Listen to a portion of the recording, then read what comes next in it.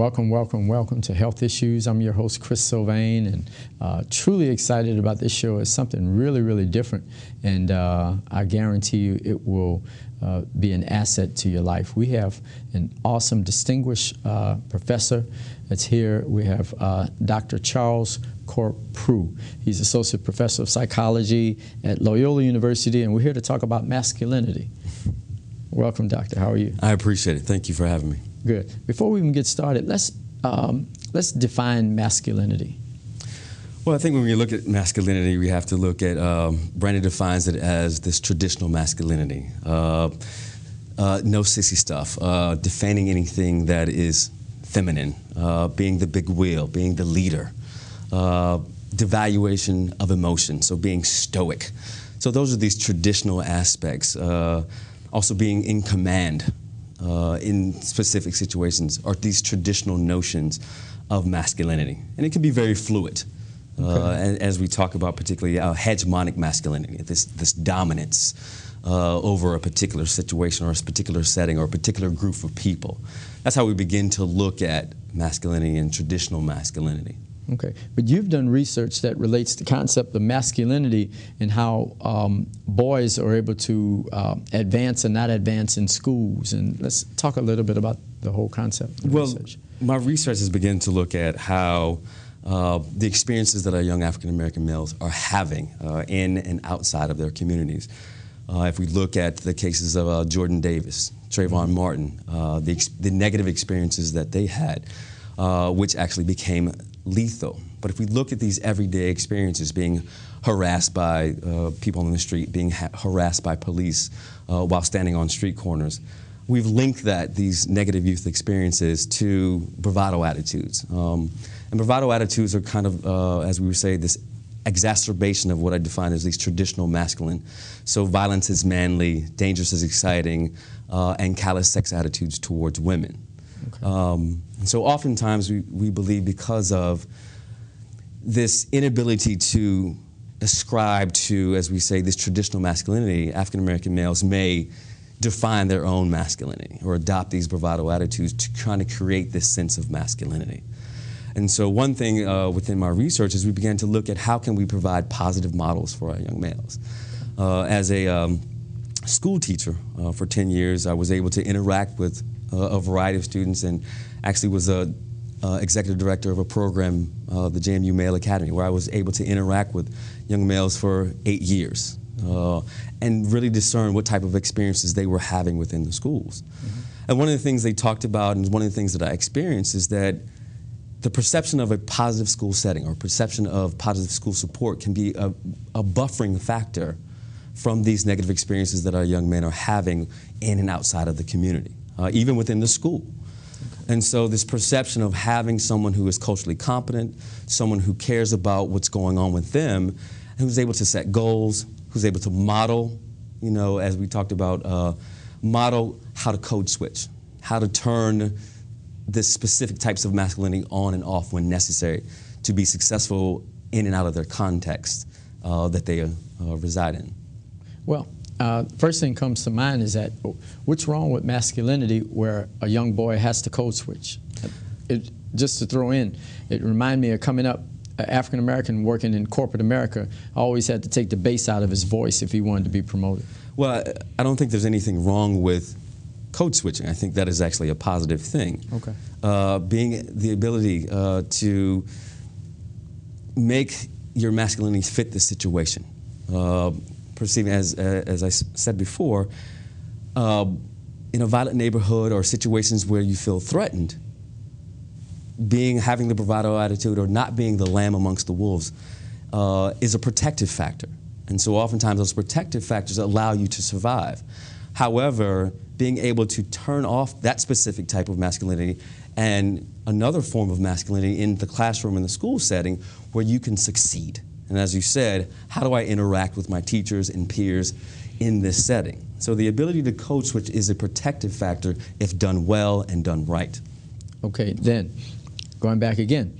So masculinity in and of itself is not conducive or what we call, is it masculinity, or are we talking about hypermasculinity? Well, we're talking about bravado attitudes. Bravado attitudes. Bravado attitudes and hypermasculinity are synonymous. Okay, so, but if it's necessary in my environment, okay, if it's necessary, say somebody grew up in a rough neighborhood, so you say that's the only way to survive. Right. Other than that, you get destroyed.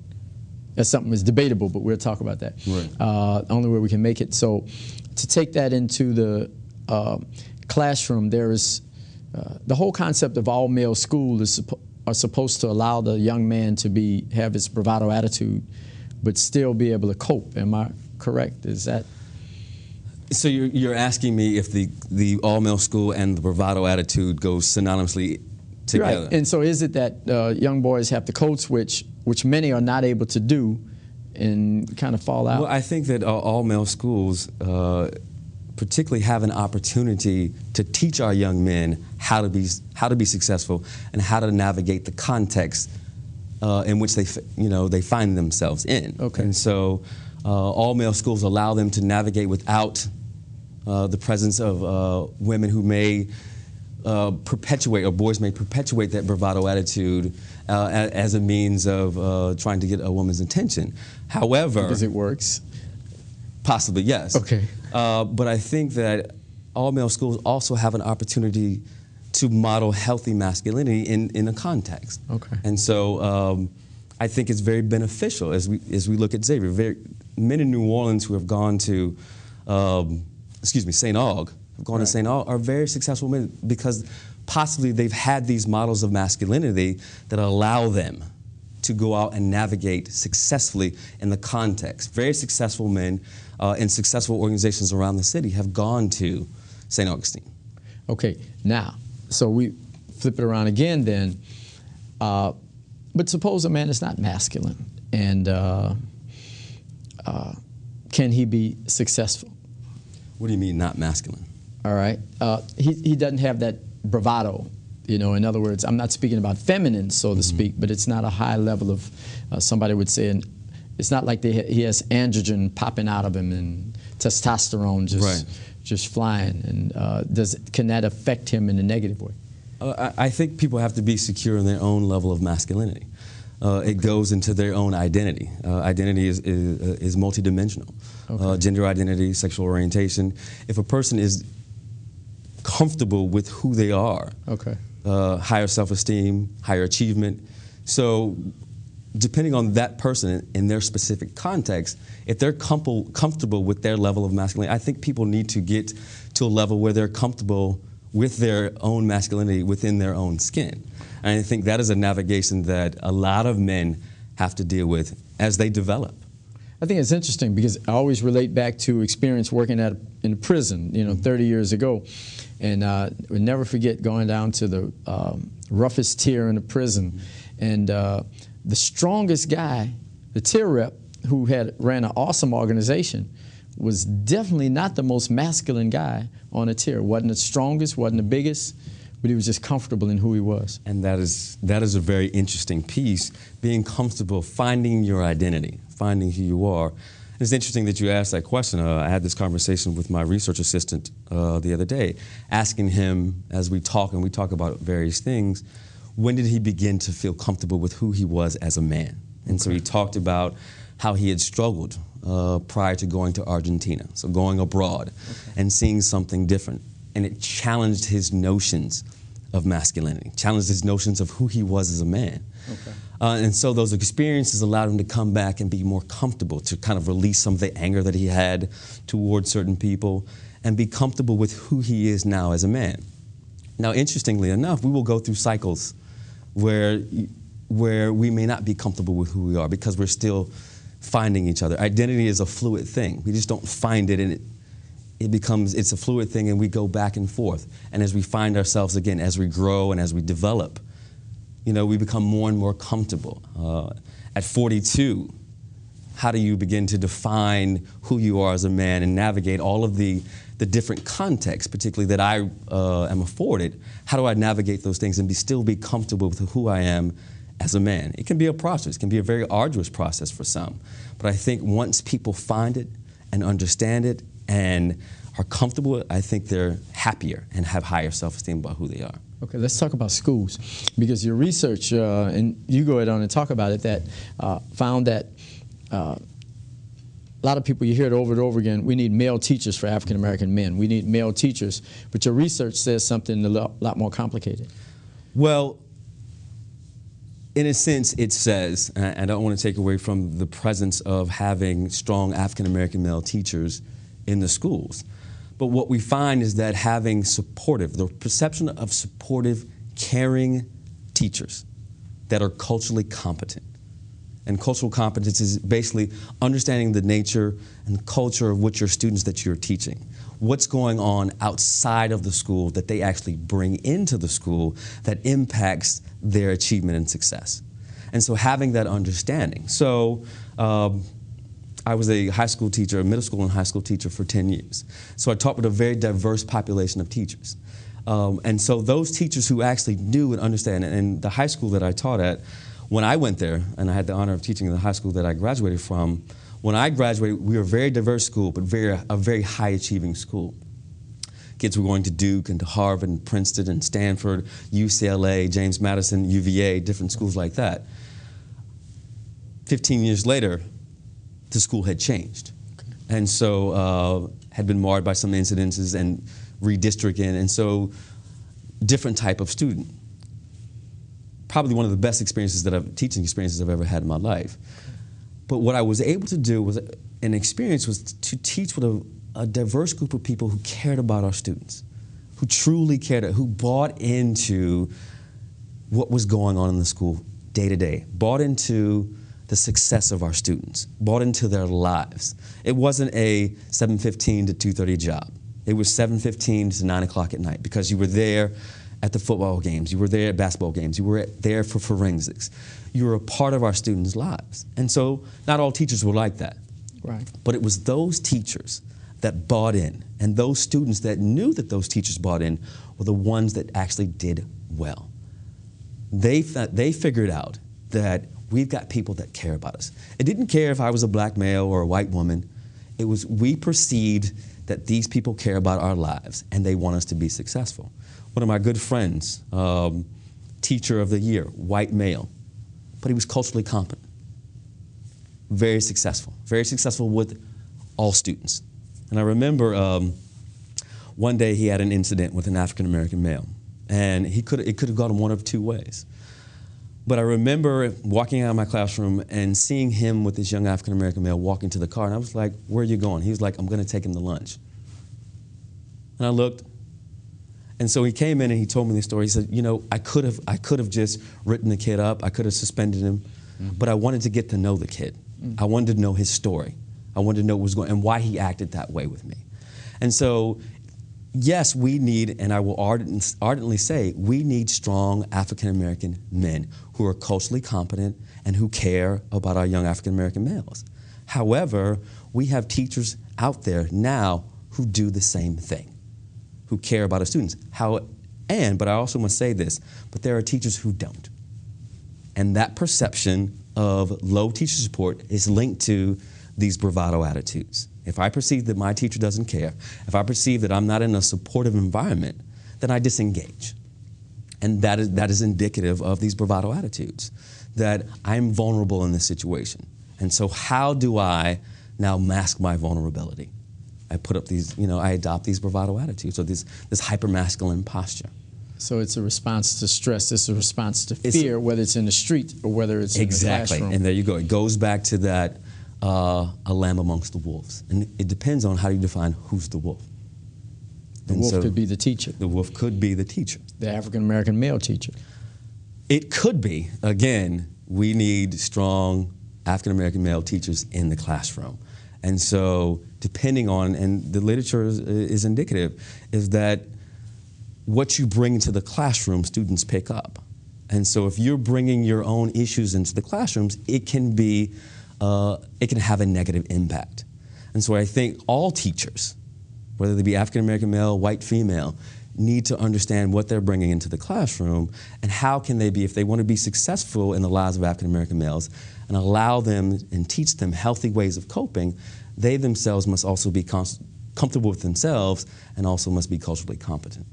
Well, all right, let's look at it this way, though. An African-American male teacher, the understanding is that the concept of role model. In other words, if I see somebody that looks like me, it's of such benefit that it's a deal breaker. But your research says that's not the truth.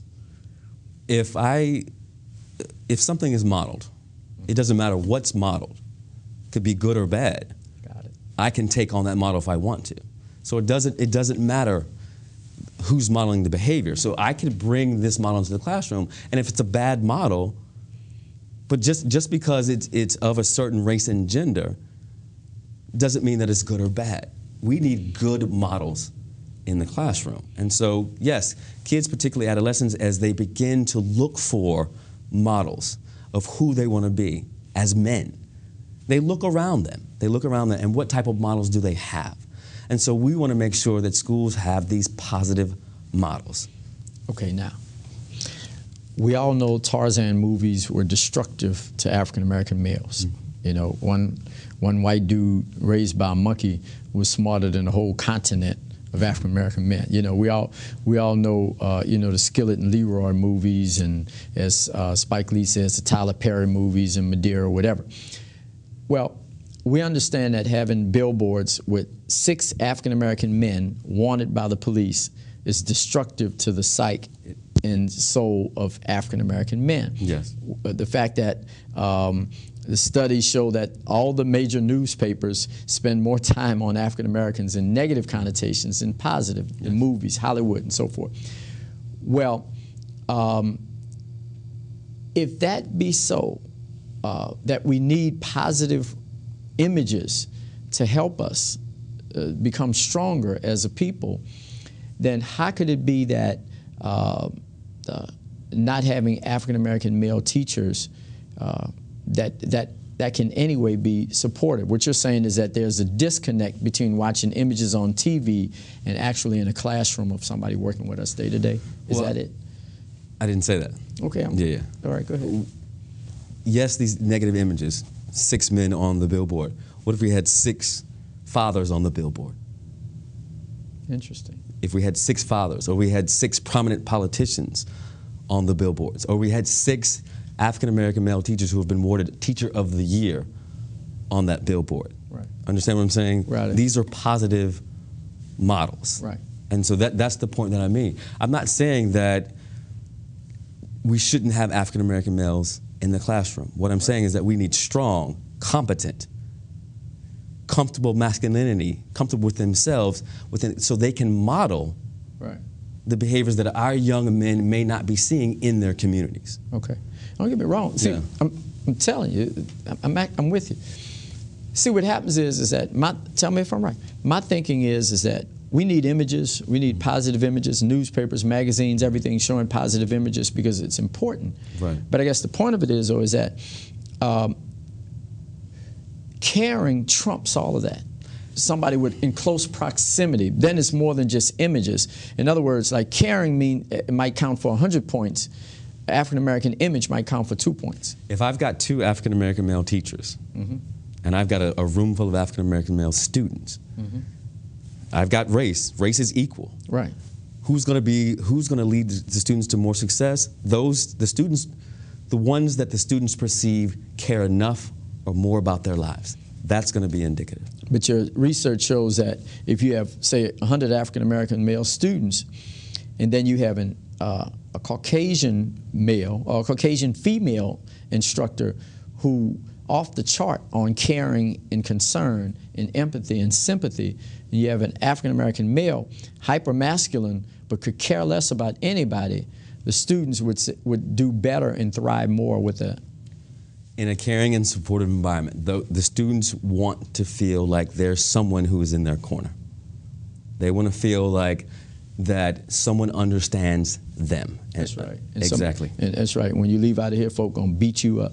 All right. Let me tell you the point. The point of it is that there's a philosophy that race trumps caring. It's a philosophy. It is a philosophy. It's a philosophy. And for you to say that you have research to show that race does not trump caring. There are people that destroys, and I'm talking about black, white, and everything else like that. It destroys their ego. It destroys their whole system. Yeah, I've been there. I know exactly what's happening. Clarify what you're saying. Well, the thing of it is that there are people who would say that they would rather have an African-American male teacher who's incompetent, all right, over anybody else being a part, because that's the necessity of, not totally incompetent, but the thing of it is that his race counts for so much, it trumps really everything else. Well, I don't think that the literature says that, you know, just because a black man is in the classroom. Right. All right. I think the literature also states that, yes, having that model, but having, again, going back, having that caring model. Yes, if I've got an African-American man in the classroom, right. All right, again, let's do the side-by-side comparison. Okay. I've got the white female teacher or a white male teacher, or I've got a Latino teacher, right. and all of them have caring. Right. Let's put that together. Got it. And I've got the African-American male teacher in a group of young African-American men. Yes, now here's this model of which I can relate to just a little bit better. Got it. Let's put it in a positive sense there. Okay. All right, let's put apples to apples. Got all it. right, caring, caring, caring. Yes, I want to have that caring African-American male teacher in the classroom. Okay, now let's throw it up through. Can we add another wrinkle in this? Go ahead. Having fun. All right, look at this. Okay, in a so-called racist environment where African-American men are disenfranchised, demoralized, fratricide, genocide, wiped out based upon incarceration rates and everything else like that, we can't afford breaking ranks, so to speak, and educating our children because the situation is too bad. What do you mean breaking ranks? Meaning that, again, let's look at the argument. I went to St. Aug, okay? Graduate, 1976, not too long ago. And the argument then is that when a female came to be president, she was just, fired. A lot of the argument was that I don't care how much she cares, we have to have a black man. And it wasn't from everybody, all in every. But the thing of it is, and I'm not picking on St. Aug. Hey, I love St. Aug. I think it's great. But but I've heard the argument all around the country, and to me, the research says different. Well, again, I think that we have to look at, what people are bringing to the table within the schools. Right. I think that's important. What are you bringing into the classroom, whether you're white, black, or green? What are you bringing into the classroom that's going to help your students succeed? And as I talked about, as you said in the beginning of that last statement, our young boys are having these experiences. Right. Who's going to help them navigate through these periods? Yes, if I have this strong, competent African-American male who is empathetic and sympathetic, who has been through these experiences, right. Who's had these racist experiences, right. It was interesting having an experience recently, and was asked by a friend, how would that be a teaching moment for my mentees? And so at first it was very, very hard, and because I was angry. Right. I was very, very angry, and so I wanted to lash out. I wanted to have that. I wanted to adopt this bravado attitude. I wanted to just lash out and, handle the situation like I felt like I should. Right. But there are ramifications that go along with that, and we know what the ramifications are. That's right. So how does it become a teachable moment? It becomes that teachable moment when I can say, this is how you can navigate this situation positively. Now, that's what strong, caring, competent professionals, if they're African-American males, great. That's what we want. Because, again, they've had the experiences. But they also should have an understanding that we have to be able to navigate. We need to be able to coach, as we talked about, to navigate these spaces positively so we may not end up with this, this pipeline to prison because we can't successfully navigate the context in which we reside. Okay. I think you do a whole new wrinkle in there. That would be another show. All right. But I think the thing of it is, though, is that the bottom line is we need schools where we have caring, empathetic instructors, and that has to be the top priority. People who care. People who care. And we'd rather have African-American males dealing with African-American males, all things equal if they care. But if African-American males don't care, then find us somebody who cares. Who care, who are competent. Competent. And we must, again, I've been saying that term, culturally competent, who have an understanding, who can bring some of their own experiences into the classroom. That's right. And be able to teach, and to teach successful navigation. How do you successfully navigate this experience? Whether it be exposure to community violence, whether it be exposure to racism. That's right. How can you navigate successfully? Because what's happening is that our young men are not navigating successfully.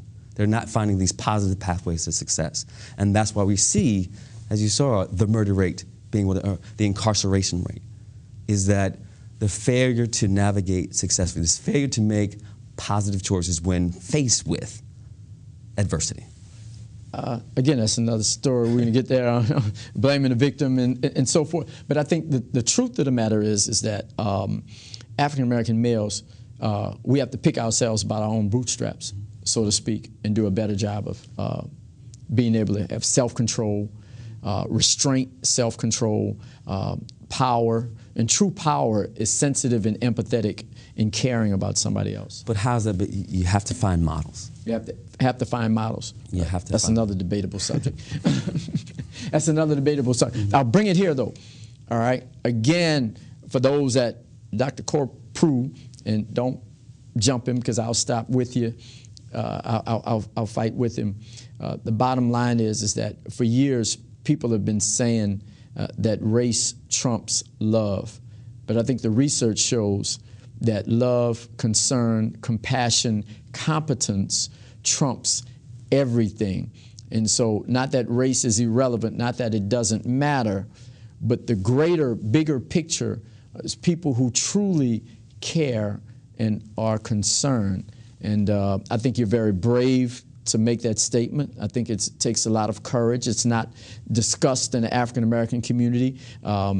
I think you're right that it ends up being fodder for conservative individuals, but you throw that out the window. You stand, do what you're set to do, and don't flinch. And I think anybody tries to beat you up, we'll jump in there with you, all 120 pounds. Health Issues, I'm your host, Chris Sylvain. Catch it on the web, healthissues2010.org. Right now, we're on YouTube, Health Issues also. Thank you so much.